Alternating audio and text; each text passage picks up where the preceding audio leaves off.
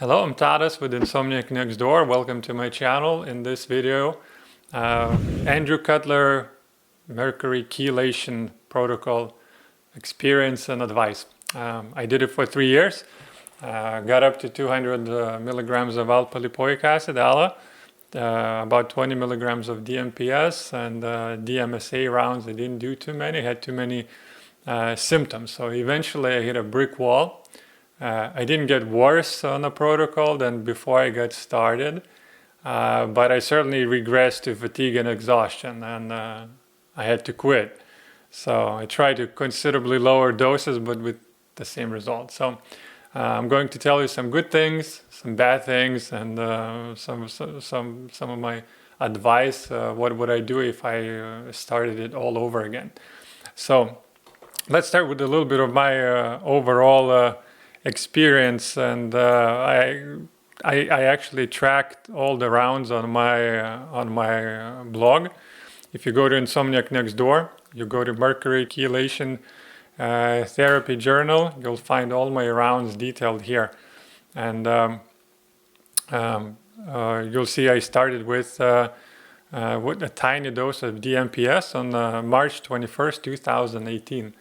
And then I won't go through all of them, it's just too much information. Feel free to go in and look yourself. But I basically tried a few different chelators here, and a couple different that were recommended, DMPS and DMSA. And I slowly built up my dose here to my first ALA dose. And then I started combining those rounds as suggested per the protocol. So basically, what the things we track here is like what kind of how much DMPS you can take and how much ALA you can take per dose, right? And I basically went on over the months. You'll see my ALA dose kept increasing and then going back to 50. I was at 50 for quite a long time. I guess it's quite common. And then I sort of progressed, and in October I was still at 50. So my first year, as you can see, was basically all pretty much at 50. So then January 2019, I make some notes, what I try with it, how I support myself and so on. I sometimes would quit ALA, then would get back on it, and you see I'm starting to slowly increase it here. And then I got to 75 milligrams eventually. Did a break, went back to 65. Basically, I was going up and down, up and down. So still on a relatively low dose for quite a while.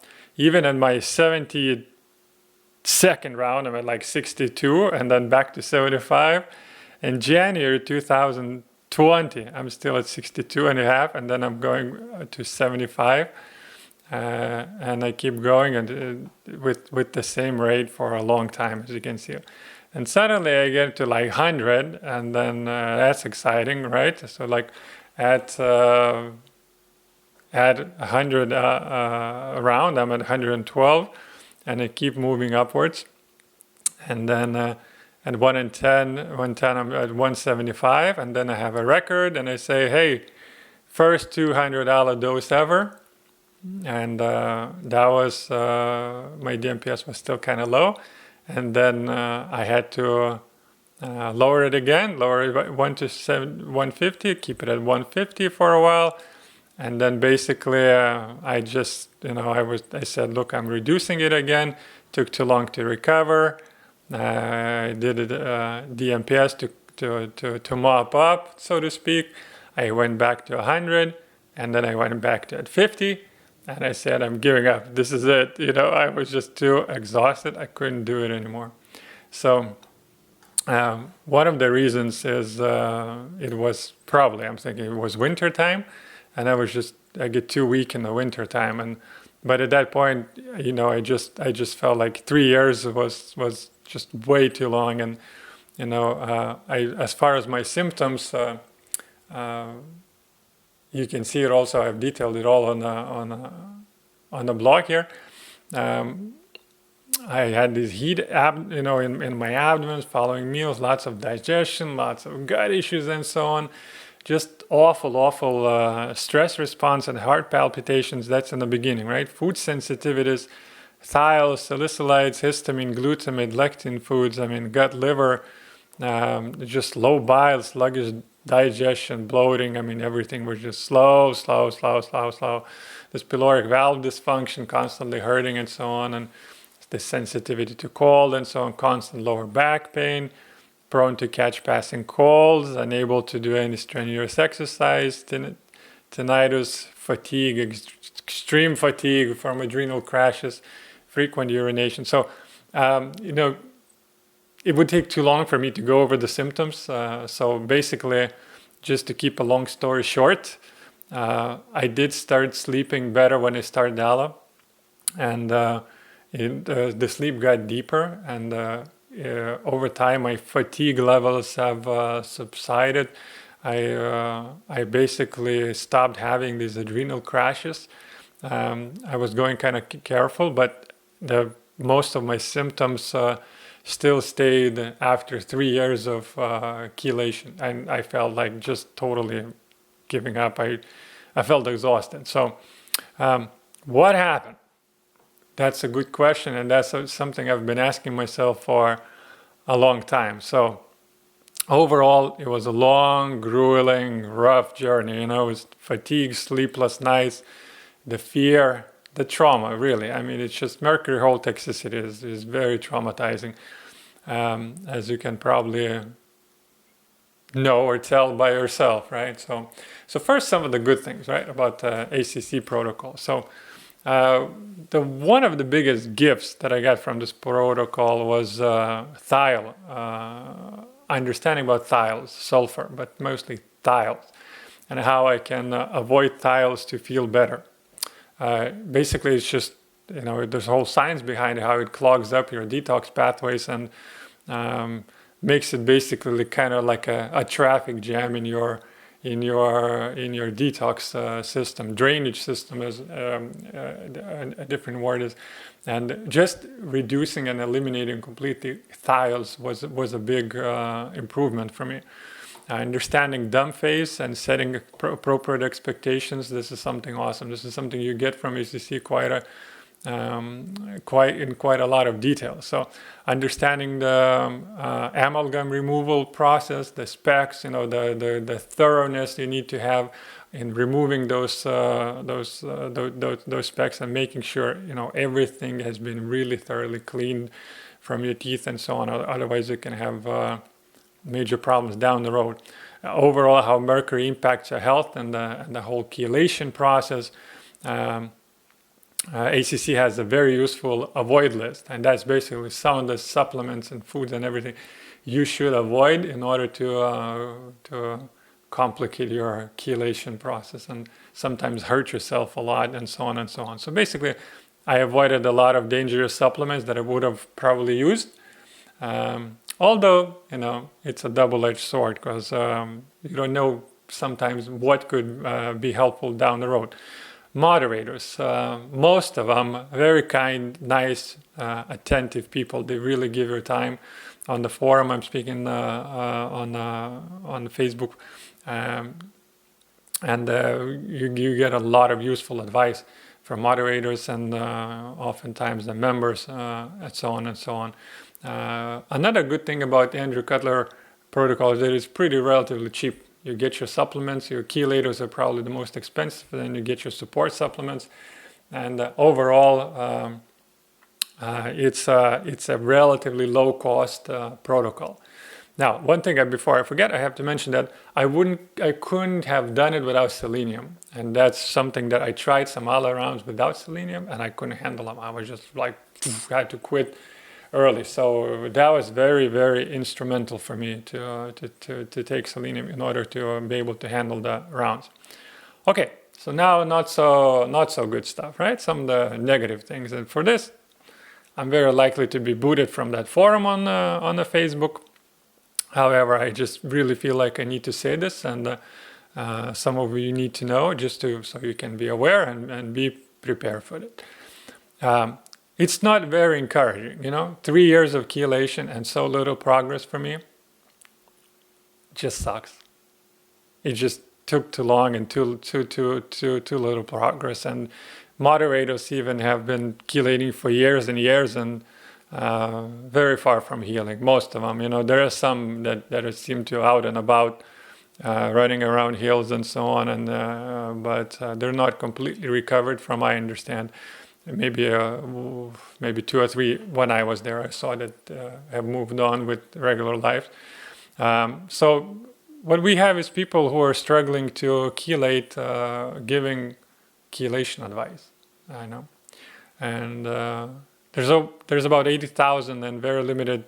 There's about 80,000 members on the forum right now, and very limited success stories from that kind of crowd. Just too few. The usual answer from admins is that those who get better move on.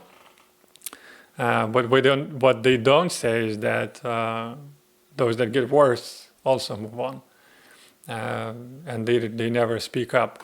So I've developed additional symptoms and imbalances due to this protocol, because if you take 4 supplements for that long, you're going to create an imbalance with magnesium, selenium, zinc, vitamin C, and so on and so on. So I've developed some additional neurological symptoms. Could be from moving Mercury as well, but massive copper intolerance. I mean, I can't even hardly touch the thing without experiencing like neurological issues. And I have to take small doses of antihistamine, and I haven't been able to quit since. It just like stirred something up. I don't know. Boyd Haley, he also has a PhD, just as Andrew Cutler, criticizes DMPS and DMSA quite a bit. They say chelators do not have a strong enough bond to mercury, and when they tested them on rats, they saw that some compounds did dislodge mercury, but moved them into the kidneys and then caused renal failure.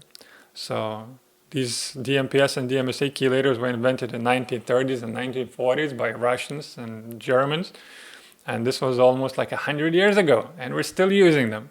So alpha-lipoic acid is a bit of a different story. I had a love-hate relationship with it, but that's the whole video about it, really.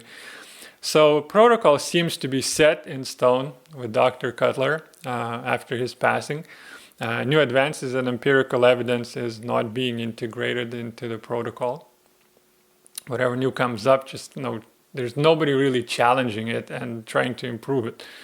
They're convinced that this is the only safe method out there, and they fervently defend the protocol, which to a certain extent I understand, but that's a short like a bit of a fail, I think, because it's not getting improved. It's more like if it's not working, do another round attitude, And those that have been through this know what I mean, do another round.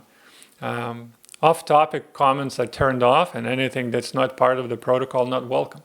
So to a certain extent, I kind of respect that, and because people would get crazy with go on the tangents and like really take the conversation where they don't need to be taken, and cause a lot of confusion. But it's a double-edged sword, right? I mean, you're not open to you can't have an open conversation about things. I mean, this is an area where you have to kind of defend your points with science, not just kind of just jam it down because the original author of the protocol said it, and quite a long time ago. So there's no recognition that if protocol does not work for someone or makes them worse, that they need to stop and try something else. That's very important when you think about it. Not blindly continue for years without improvements. I kind of did it because I'm crazy, right? I've been sold on this idea that it's going to take a long time. It's going to take 200 years. That's what it felt like, 200 rounds to finish and so on. And there's no wonder some people attempt suicide. Some really just do it, And it's not just on this forum. On many forums, people with really messed up health, sometimes they take their lives because out of desperation. And if you're telling them that this is the only solution, if this is the only chance you have, is this protocol, and it doesn't work, I mean, imagine what goes through your head. I can't even tell you how upset I was when I crashed after this and decided to give up, So Andy Cutler, the original author, he never finished chelation. I mean, he said it interfered with his work, but how can you teach somebody if you never heal yourself? How can you say that this stuff works if you have not gone through the whole thing yourself? How can you say you're gonna get there if you didn't do it yourself? I mean, it's just mind-blowing when you think about it. And his original protocol, with all due respect, didn't even take into account how toxic some people will be using his methods, And then he was like quoted like saying on the forum that he was very surprised by these microdoses who were taking these tiny little amounts of alpha-lipoic acid and they get a reaction. I mean, Andy thought that they get something going on in their head. So and there's once in a while like a pretty just silly advice. I'm sorry, guys. Somebody says I'm taking ACE, which is adrenal cortex extract, and it's not agreeing with me, and the moderator says it's a sign that you need it. Really? I mean, you're having a reaction and then you're telling somebody take more of it, it's a sign that you need it. I'm sorry. I mean, there were just some of these things that eventually just got to me. I know ACC healed a lot of people. I have to be honest. There were some inspiring stories, and usually people say, "Hey, who healed?" And then I was like watching who would answer, so on and so on. So there is a record of success stories, which is why I even started it in the first place. But I have a hunch just as many get sicker and get stuck, which what happened in my case. I got stuck and I couldn't move forwards anymore. And then there were just guesses like it's another, maybe, go check your, do the x-rays, maybe there's another speck and so on. There's not a very good troubleshooting, but just look for specks, The fact that it just does not work for everyone, and there are many possible reasons, which the Facebook group are mostly not open to discussing, If somebody says it's not working for them, they usually get blamed with like specs or not following the protocol. So I was pretty desperate when I stopped the protocol, as I thought I was doomed. But the more I researched, the more stories I found about people chelating in various different ways. And so my biggest suggestion was to, my biggest question was to keep chelating or just forget about it, because I was just so exhausted, Other doctors like Hal Huggins, who wrote the book All in Your Head, says, about half of his patients recovered automatically without any chelation, without any intervention by supplements. Like half of the people remove their amalgams and they recover over the years. They just get well, without getting into these complicated chelation protocols. So, and as proof of this, I have a video where I kind of praise my Qigong practice that I learned, where I recorded it a year before I even started chelating, a year before I even removed my amalgams. I was doing Qigong practices and I was recording improvements and gains after gains after gains and so on and so on. And I was like, whoa, okay. And then I learned about amalgams. I removed those and so on. So I kept doing my Qigong practice and I kept improving. And I was like, am I improving because of ACC or am I improving because of my Qigong practice? I still raise these questions. I don't know. Very likely it was a combination of things. You have to remove those Mercury slowly, if granted you're not making yourself worse with redistributing and so on and so on. So anyways, what am I doing now? I'm doing a different experiment, you could say. It's I'm taking OSR. Those of you, some are probably aware of this. There's another chelating agent out there. According to the inventor, it's a super antioxidant glutathione molecule and bonds to mercury. And I feel like I'm still being a part of his experiment now, a guinea pig. But then again, an experiment started when some idiots decided that it's safe to offer people amalgam fillings, with 50% mercury content in them. which evaporate, like half of it within 7 years. And you exhale and you drink your coffee and you eat your acidic foods and it gets into your system. I mean, that was the real experiment, right? So with OSR, I'm doing all right. I'm doing better and better every year, and there's less and less fatigue. Of course it's easier to manage. There's no night waking, so you take a dose, and then you just kind of 2 or 3 days you wait and you support yourself.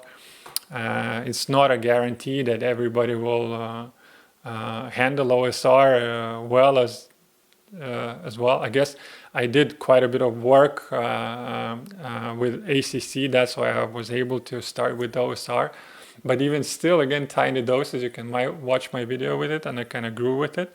So I'm doing better and better, recovering slowly. But I mean, it's more still, but in a similar pace as before, right? As with ACC, which makes me ask questions of efficacy of this chelation as a whole.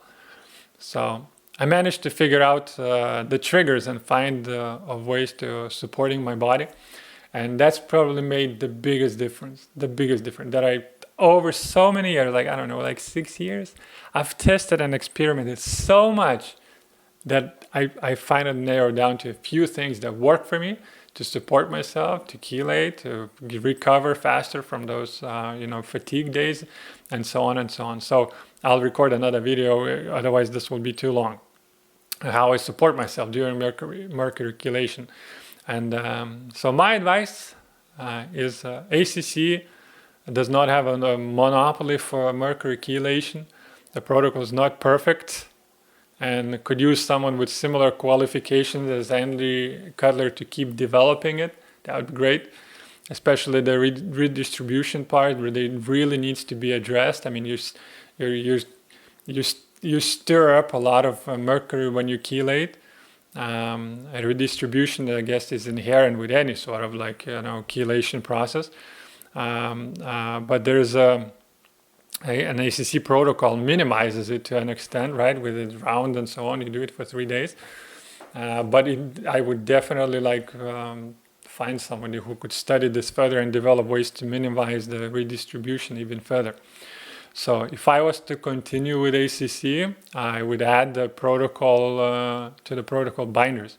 Various different binders, and I know the protocol does not recommend, because they're concerned that it's going to latch on to the chelators itself. But you can, if you time it properly, you can definitely do a lot of good with binders and reduce redistribution and reduce a recovery time.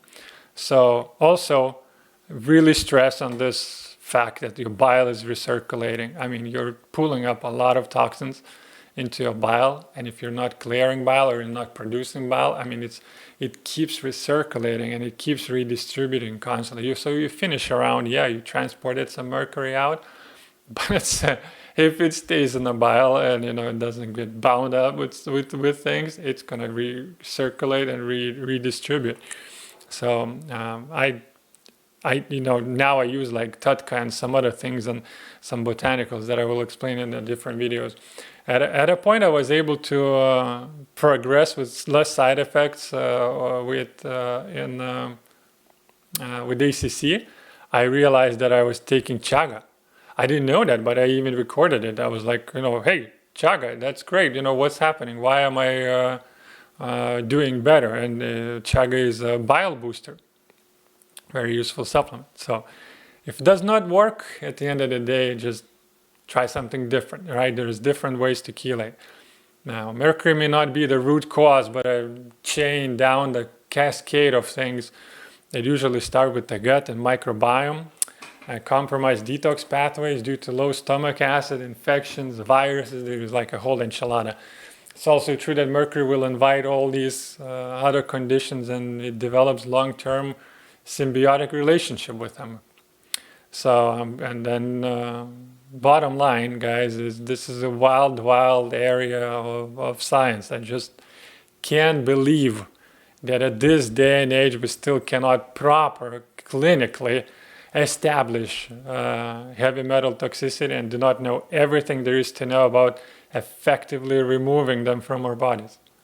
You know, I mean, we're relying on the work of a couple of big egos, PhDs with and few profit hungry like functional medicine doctors and organizations with very expensive products, and advice on the forums which comprise of mostly like anecdotal evidence, a ton of wild guessing, and often just plain dangerous advice and suggestion, you know. So to summarize, I'm grateful that what I learned from ACC protocol, just observing how one reasons through it, how to work with it, how to troubleshoot, made me learn a great deal about heavy metal chelation and so on. So, and I'm especially grateful to support on the forum. I mean, you really need a tribe to go through this. I mean, it just otherwise you'd go crazy. Now, there are several tribes out there that you can join as well with different philosophies of how to detox and so on. And a growing number of functional medicine doctors who seem to start to able to navigate this landscape of the chelation process and support supplements and so on and so on. So bottom line is do your homework, keep a positive outlook. There's definitely solutions out there. If you're going to try ACC, watch this video again with the suggestion. I would definitely do your homework about binders and especially your bile. That was my big mistake. I was not doing enough to support my bile. I did not recognize the signs of low bile function, and this is your major transporter of all this garbage out. So